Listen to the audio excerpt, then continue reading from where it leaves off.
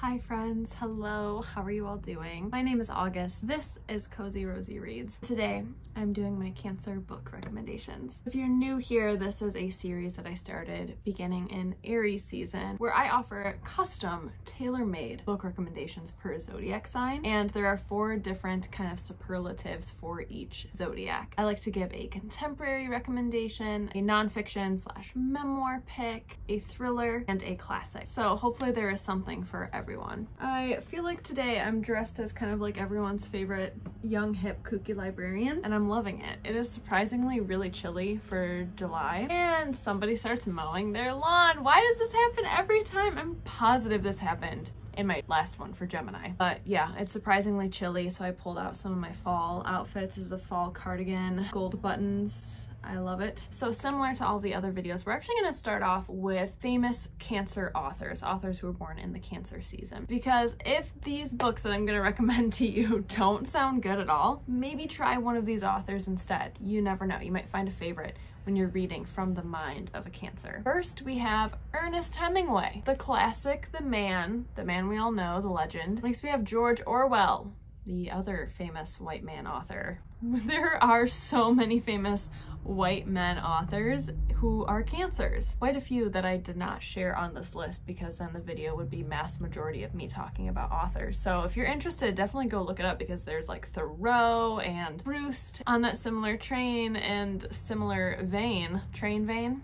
We have Franz Kafka. I have read several of Franz Kafka's works. Very intriguing, very interesting lad. And last but not least, we have Octavia Butler, who I have not read any of her works yet, but I really want to. I've heard really wonderful things. So those are just some Cancer authors, some famous ones that you may have heard of. If you haven't, maybe go check out their work. Maybe go check it out. So, like always, we are also going to use ye old trusty cosmopolitan.com, who likes to give us some really amazing insight into each zodiac sign.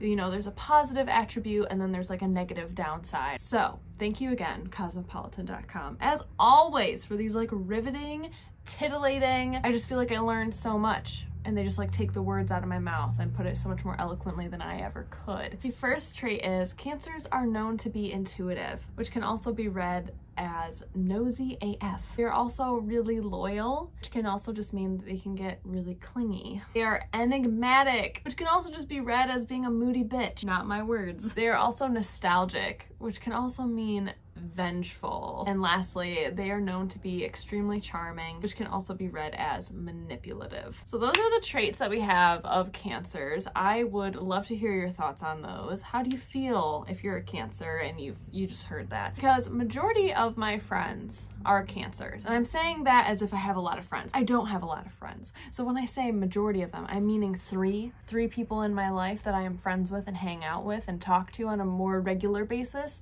You know, that's what a friend is. And I feel like this list is pretty spot on, I would say, with their tendencies, the common things I see between them. But I do feel like one thing that's missing on here, and let me know people if you agree with me, is nurturing. They have like a ridiculously amazing skill or talent or just like a natural instinct to be super nurturing and loving, and they take care of you if you're sick or if you're not feeling good. Like, I feel like they're incredibly nurturing people, especially the female Cancers in my life. So I would love to hear your thoughts. I feel like that was the one thing that I feel like I could dispute on this list. Again, I'm not an expert. I just like astrology in general. I think it's really fun. Now on to the books. The books. I have with me here 4 beautiful books that I'm super excited to share with you all. I hope I did an okay job this round. This season was so fun to pick up books for because I feel like, based on the characteristics that Cosmopolitan shared with us, I feel like those are the narrators and the stories that I want to read the most about. I love reading characters who are emotional, who are intuitive, these kind of like almost like psychic abilities with their intuition, but you know, they still struggle and they're still humans and they're very dynamic and complex. And I feel like those are a lot of stories that I love. I had so many options I could choose from, so I hope the ones that I did end up just solidifying and picking, I hope they work for you because I had so many options and I don't know. So we're gonna go ahead and get started. The first book that I want to share with you is for my kind of contemporary pick, and when I say contemporary, I think mainly I mean like literary fiction, accessible to read, you might have heard of it, that kind of thing, but I don't necessarily think it's like classified as a contemporary pick. But that is The Virgin Suicides by Jeffrey Eugenides. The reason why I chose it for Cancers is not just even the plot of this book, but the way the story is told. So if you are unfamiliar with this book, we are following a family, and within the family there are 5 sisters, and they are living in the 1990s in Detroit, and they live a really sheltered, really controlled life. Their parents are strict, but they're teenagers and they want to rebel. They want to live life. They're starting to question like why their parents treat them or raise them the way that they did. It just has a lot to say about kind of growing up, and I personally love angsty, moody teenage stories, and I feel like that is the epitome of Cancers and kind of Cancer season in that summertime. It's this angstiness, it's this moodiness. Cancer's ruled by the moon, and it just has a lot of that adolescent angst. But the reason why I chose it specifically is because we're not actually reading from these sisters' perspectives. We're actually reading from a group of teenage boys who were kind of next door neighbors to this family, to the sisters. They lived across the street and they became obsessed with these sisters. They'd watch them through binoculars and telescopes. Like, to them, to the boys, these girls were like fantastical creatures. They studied them, they observed them, they wanted to be near them, but they were fearful of them. They wanted to know what was happening. And you can guess by the title, The Virgin Suicides, that this book does follow each girl of this family as one by one they begin to unalive themselves over the course of a year. So definitely trigger warnings in this book for suicidal topics, for mental health. I believe there's some reference to addiction in here, but yeah, just a lot of teenage angst. But I think that the way that this book is told, with its unique perspective, because it's all about these young girls, but it's told through this young pubescent boy's eyes, it just really follows that kind of Cancer thing where it feels nostalgic, like these boys are writing about it. I'm pretty positive after it happens, like they're older now and they're talking about what that summer was like. Yeah, so it's like it feels very nostalgic. These boys are remembering this time in their life when that was all they could think about. It like consumed their entire lives to watch these girls and trying to help them at the same time. So it just feels really nostalgic. It feels very reminiscent. It's very like moody, quiet, calm, surreal, bizarre, strange. Like, I just really love this book, and I think it has really wonderful summer vibes as well. So if you're a vibe person and you just want like good summer energy, like I do recommend this book for Cancer season. You know, same with all the book recommendations I give. Like, I'm not giving these just for Cancers, I am giving them for just this whole summer season. So that is my first pick, The Virgin Suicides. That's weird to say it so chipper. The Virgin Suicides. I should say it more ominous. The Virgin Suicides. Okay, next is gonna be my nonfiction pick, and for this one I did go with a memoir, and I went with Where is the Mango Princess? A Journey Back from Brain Injury by Cathy Crimmins. I love this book so much. It was such an engaging, fast-paced, really accessible memoir to read, and it follows this woman, Cathy Crimmins, who has now sadly passed away. She is a humor writer. I'm not sure if she worked for newspapers or magazines or if she wrote books before this, but her husband was involved in a like freak boating accident. He suffers from a traumatic brain injury, also known as a TBI, and this is all about Cathy trying to grapple with the fact that she is basically almost like a single parent, because her husband, when suffering from a traumatic brain injury, a lot of patients kind of start acting like young children because their brains become completely differently wired. They kind of lose a lot of their personalities, they lose a lot of interests, they lose a lot of different things, they say a lot of inappropriate things, they do a lot of inappropriate things. It's like they have to relearn what's right and what's wrong, on top of all of these like necessary things to learn if they're able to walk again, if they're able to speak again, if they're able to eat on their own. So Cathy has to learn how to take care of and teach her husband how to be a person again. So on that boating accident day, she basically lost the person that she kind of agreed to be with for the rest of her life, to marry. And they also have a young daughter together. And this is where that aspect of nurturing comes in that wasn't on the Cosmopolitan list. I think this book just has to deal with so much nurturing, but doing it with like this really good humor. no matter what, like this book is heartbreaking. It's really sad, but Cathy Crimmins still finds a way to make it really uplifting, really funny. You feel so bad for her and you can empathize and sympathize with her, but at the same time she still wants to make you laugh. And I just think that's really beautiful, especially at a time like this when things are so difficult for her, where she's questioning her marriage, if she can really still be with this guy because she has to take care of him like another child. She still has to take care of her child and protect her, and like all of these things that come with TBIs. And on top of it, it's just really educational. I learned so much about traumatic brain injuries, and it definitely made me look at people in public who might say really inappropriate things or do really inappropriate things.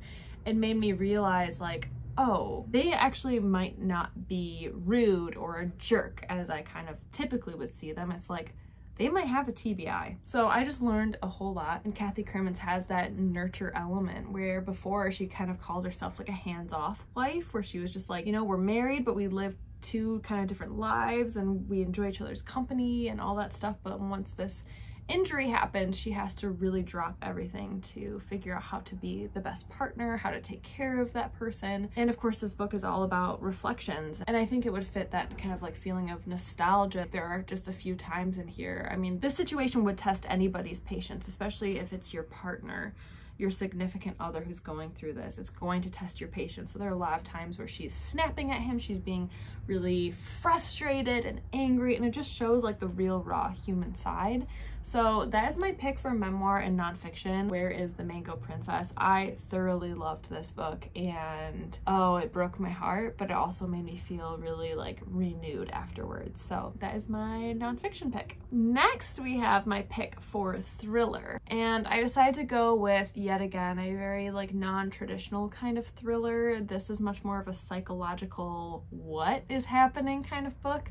So if you like that, I definitely do recommend this book. If you like really absurd, bizarre stories with lyrical, poetic writing style, if you like just to be completely confused and lost while reading, then I highly recommend Anna Historic by Daphne Marlatt. This is a book that I found at a used bookstore when I was traveling in like outside of Vancouver, I think. And it is I believe a Vancouver author, and it takes place in Vancouver. So this book follows a young woman who becomes obsessed, and she's living in the modern day.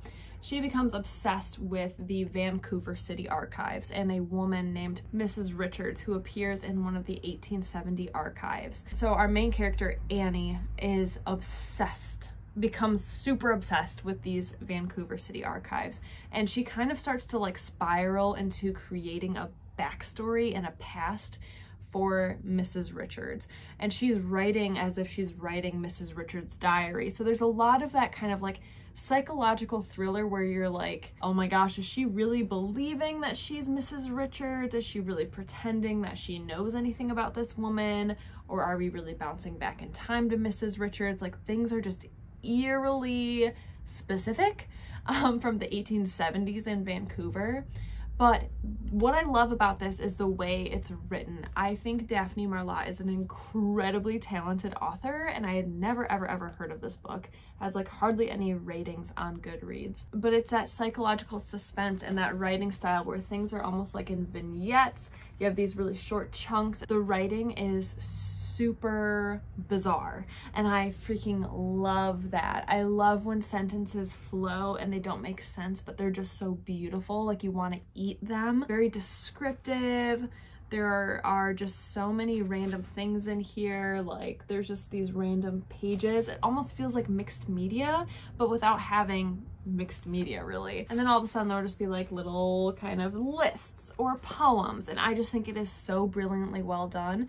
But it just kind of talks about life and our fears of life and history, the importance of history and the past, how the past still can impact the future and the present more than we'll ever really know. What it's like to be a woman in society, what it's like to not be taken seriously. Like, I just think there are so many elements in here. I would love to reread this because it's been a few years, but I remember just when I was reading it, I was like, every page I was just like, holy shit, this is beautiful. And there's just so many different metaphors and symbols. It's really bizarre, but at the same time, like, it feels tense. It feels psychologically tense in that kind of like indie darling movie kind of way. So that is gonna be my pick for thriller. I really think this one's perfect for that Cancer description that Cosmopolitan gave us. It's nostalgic. She's obsessed with the past. She won't let it go, that kind of clingy aspect. There are just a lot of really like kind of vague, complex characters in here, which is why like they could be seen as like really charming or extremely manipulative. But then you're also like, the author is like manipulating my brain. I don't know what's real anymore. And I love that, okay? I love that. So that is my pick for thriller. I would love to hear if anyone is interested in reading this and you're able to find a copy, because I really don't think it's a popular book. I think I just kind of found it by whim, but it turned out to be like one of my favorite books of all time. I think it's just absolutely incredible, and now I just really want to reread it, maybe this fall, because I read this in the fall time. I believe I started it when I was on my trip in the Pacific Northwest, so that's just like a mood entirely on its own. And the last book we have here, friends, is my pick for a classic book, and for that I'm actually going to go with Passing by Nella Larsen. I talked about this one in my June wrap-up video because I did read this in June, but if you're not familiar with this classic book, it follows two young women who are both Black, but they could be white passing. One woman's name is Claire, and she's actually lived her life as white passing. And this book was originally published in the 1920s. So for a Black woman to be passing as white and to be living a white passing life, like, that is super dangerous,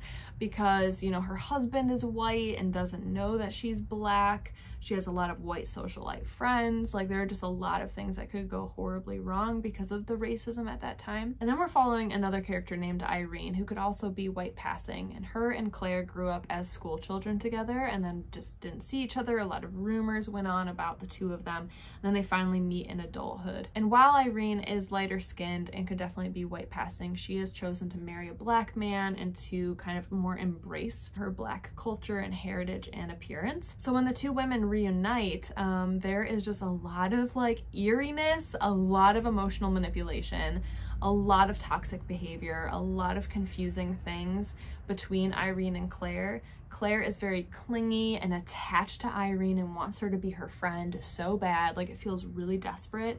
And Claire is trying to convince Irene that she should just go ahead and live her life as white passing. And a lot just happens, but it talks mainly very kind of microscopically about these two women's relationship as they pass letters back and forth, as they start to like kind of uncover each other's pasts and decisions. Irene has so many uncomfortable feelings about Claire, and Claire definitely does some very uncomfortable things to Irene. There's just a lot, like I already mentioned, emotional manipulation and kind of like abusive behavior, very toxic traits. But in it, everyone is still very charming and polite, and everyone has like afternoon tea, and they have like tea parties and really elegant balls and galas, and like lives a very like kind of straight-laced looking, very elegant kind of lifestyle. But behind the scenes, everybody is kind of like betraying each other, and who can you really trust? And I just think that this classic was so interesting, and I thought it was really well done. It wasn't my favorite book of all time. I was kind of disappointed that I didn't like it more in my June wrap-up, but I still highly, highly recommend this book, and it's still a book that I'm going to be hanging on to, and kind of, you know, when I think about it, I'm gonna have fond memories of it because it was enjoyable. I just kind of expected to be like swept off my feet a little bit more, but I think this book just really fits that kind of Cancer element. I feel like Cancers, as opposed to like when I did my Taurus book recommendation video, for example, that one was much more about like the self. It was kind of about like groundedness, getting connected to the earth and realizing your own life and the luxuries of life, but like in kind of like a self-contained bubble. But I feel like Cancers are much more about relationships to others. It's much more about how others are perceiving them, how they interact with the world, rather than kind of like to themselves or by themselves. So that's just something I'm just now noticing now as it's coming out of my mouth. Take it at face value, I guess. But I think all of the books that I recommended, they do deal significantly more with like other people rather than like a quiet, alone, self-reflective, introspective, inquisitive kind of way. I hope what I just said makes sense. I don't know if it makes sense, but it makes sense to me. so let me know. But those are the 4 books that I'm choosing for Cancer season for this month. I personally love these books. I love every single one of these books. Like, I love them so much. So I would absolutely love to hear your thoughts on them. We have The Virgin Suicides, Where's the Mango Princess, Anna Historic, and Passing. So I really, again, I could geek out about these books even longer, but I thoroughly enjoy them. I hope you do too. I hope they sound interesting. And if they do, let me know down below. I would love to hear your thoughts on them. And again, friendly reminder, you don't have to be a Cancer or in the Cancer zodiac to read any of these. I think these are really good summer books. I think they're really good if you want kind of like psychological, interpersonal relationship kind of books. If you like tropes where you have a very complex dynamic main character, you don't really know if you can trust the narrator, then I think I highly recommend these books for that too. So there we have it, friends. Thank you so incredibly much for being here and for watching. I appreciate you all so much, and I hope you have a wonderful rest of your Cancer zodiac season. And I will see you all very soon for my next video. Stay cozy, my friends. Bye!